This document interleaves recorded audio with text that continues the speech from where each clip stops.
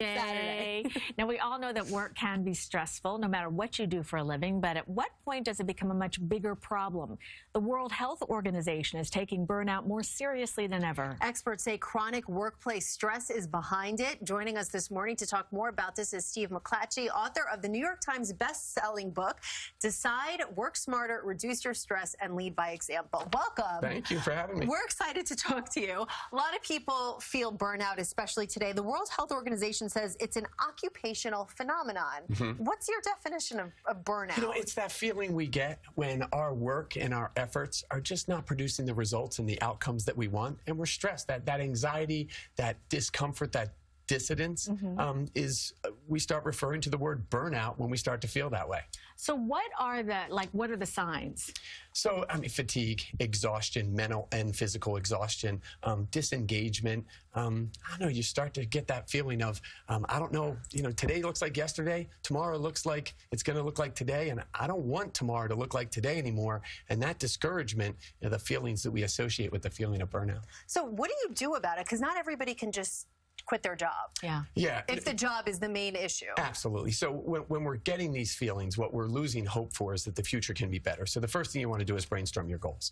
What is going to make the future better? So we start to brainstorm and we start to get creative and we start to look at the future and say, all right, what results do I want to produce? And then we back that up. What could I do today that's going to move me in that direction? And then when we start to make those steps, we start to get excited. And then there's that progress and that feeling of momentum. And I think that's what starts to restore the feeling of balance.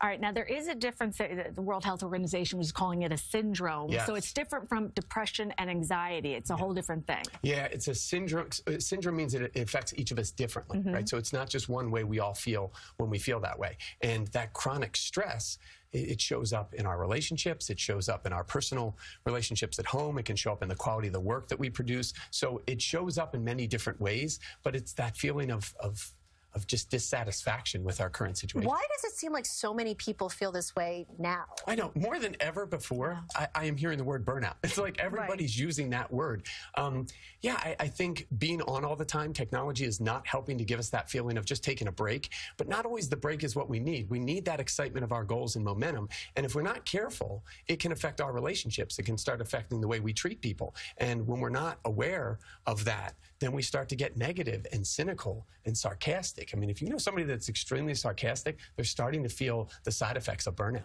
Yeah.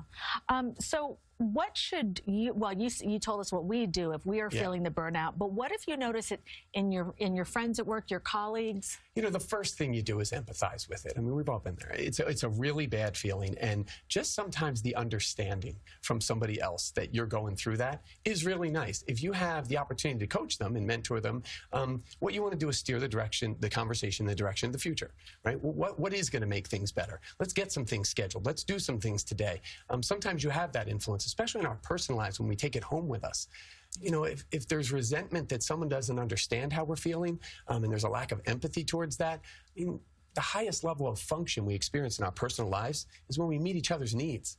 And understanding and empathy and compassion is a big need we have. Is it a similar message for bosses and managers? What's the takeaway for those people? Yeah, it's same thing, right? We want to make sure that we're understanding it and empathizing with it. We've all been there. But really taking steps. I mean, let's take a step back and look at what's the bigger picture? What is work? I mean, when work loses its meaning, that's when we start to get that feeling of burnout. There's no progress. When work has meaning and we start to move forward and we get excited, I think that's the feeling that extinguishes the feeling of burnout. Well, we're very excited when we heard you were coming on. What did my producer can tell you. I was like, I need this book. I want to read this book. Not that I'm super stressed out, but you know what I mean?